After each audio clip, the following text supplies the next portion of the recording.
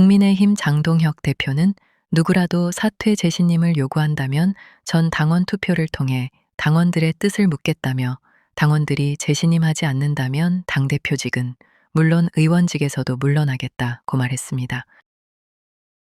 그러면서 그런 요구를 할 의원이나 관격단체장이 있다면 본인도 그에 상응하는 정치적인 책임을 져야 한다며 직을 걸고 사퇴 혹은 재신임을 요구하라고 강하게 요구했습니다.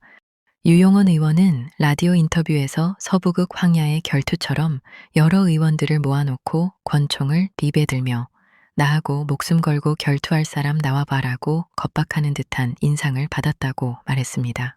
또 당내 중도 성향의 대구시장 출신의 재선 권영진 의원은 장 대표가 당대표에 대한 사퇴 또는 요구나 재신임 요구는 당대표의 리더십에 대한 도전이 아니라 당원들의 도전이라고 했다며 그럼 이재명 대통령을 끌어내려야 한다고 주장한 장 대표는 국민에게 도전한 것이냐고 말했습니다.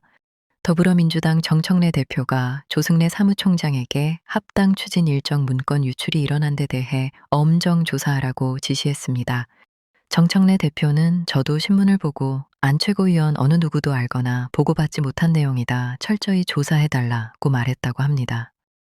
이현주 황명선 강득구 최고위원들은 혁신당과의 합당 제안에 크게 반발하고 있습니다. 민주당은 언론 공지를 통해 1월 22일 당대표의 합당 제안이 있는 후 실무적으로 당원 당규에 따른 합당 절차, 과거 합당 사례 등을 정리한 자료라며 공식적인 회의에 보고되거나 논의된 바 없다고 밝혔습니다. 조승래 사무총장은 문건 작성 경위에 대해 내가 합당 절차나 과거 사례들이 어떤 것이 있는지 정리가 필요하겠다고 보고 실무자와 상의를 했고 그렇게 해서 만들어지게 된 것이라며 사무총장으로서 절차를 진행함에 있어 실무적으로 당연한 일이라고 말했습니다. 박수현 수석 대변인도 조승래 사무총장과 함께 문건 작성과 관련해서는 당연히 해야 할 업무 중 하나라는 생각이라며 작성보다는 유출 경위가 더 초점이라고 말했습니다.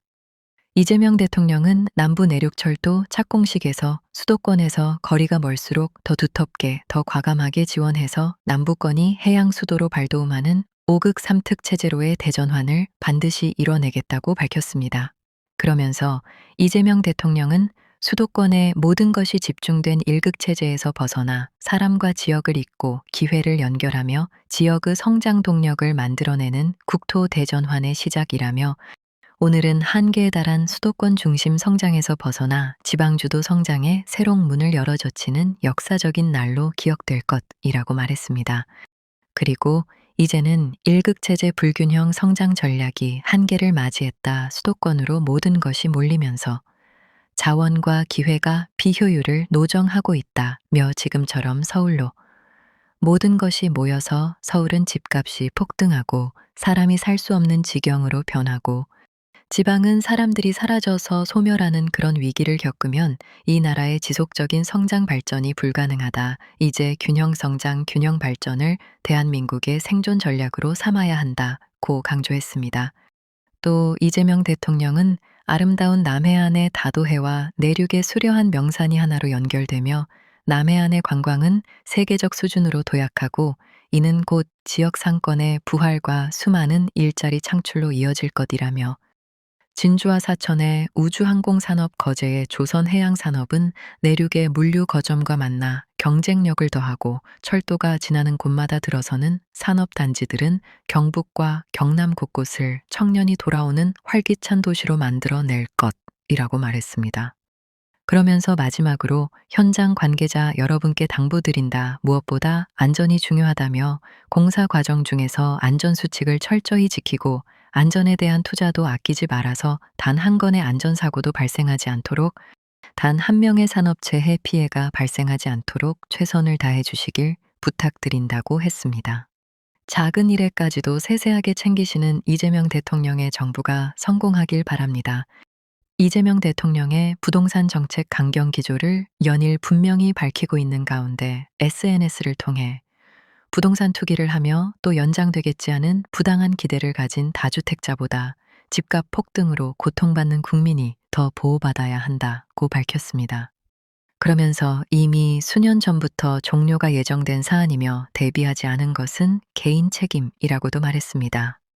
또 이재명 대통령은 부동산 정상화는 국민 신뢰만 확보되면 반드시 달성할 수 있는 과제라며 집값 안정은 어떤 수단을 동원해서라도 반드시 성공시키겠다고 더욱 강조했습니다.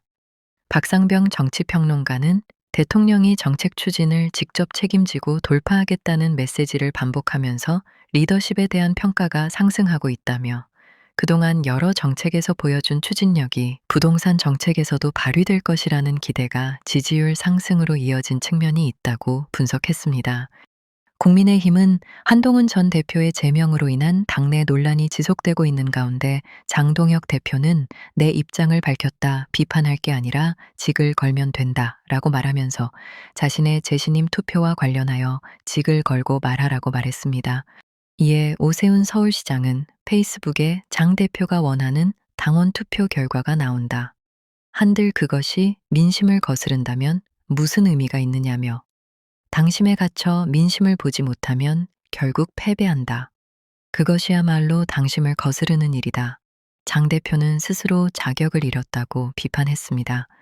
그리고 이번 지방선거는 국민의힘에게 주어진 사실상의 마지막 기회다. 제1야당의 운명뿐만 아니라 국민과 나라를 지킬 수 있느냐가 달렸다며 따라서 우리 당이 걸어가야 할 길의 절대 기준은 민심이어야 한다. 국민의 신뢰와 지지를 못 받는 정당은 정당으로서 존립할 수 없다고 날을 세웠습니다.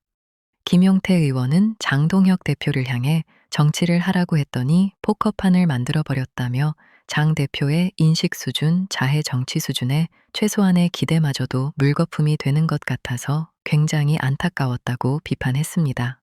그러면서 만약 정말 장 대표라든지 지금 지도부가 윤어게인으로 인해 많은 당원들이 가입했다고 생각한다면 그거야말로 대단한 착각이라며 우리 당에 대한 생각을 지금 이 바깥에 목동 바깥에 나가 시민들 붙잡고 여쭈어봐라.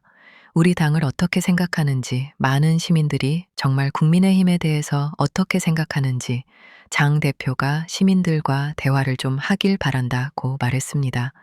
지방선거 전까지 장동혁 대표는 국민의힘을 어떻게 이끌어 나갈지 지켜보겠습니다. 2차 종합특검 권창형 특검은 특검보 후보의 이력에 대해 아직 결정된 건 없다면서도 군사법원 관련 수사 대상이 많고 군사 기밀을 다뤄야 하고 군형법 전쟁법 관련 이슈가 많아 군법무관 출신도 포함해야 하는 것이 아닐까 싶다고 말했다고 합니다. 권창형 특검은 이미 축적된 경험과 지식을 활용할 수 있겠지만 1차 특검의 예단을 이어받게 돼 처음부터 다시 출발해 평가한다는 원칙에 어긋날 것이라고 밝혔다고 합니다.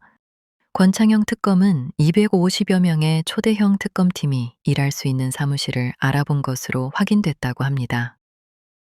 이번 2차 종합특검은 1차 특검처럼 어영부영하지 말고 철저하게 수사하여 국민들의 답답한 가슴을 뻥 뚫어주시길 바랍니다.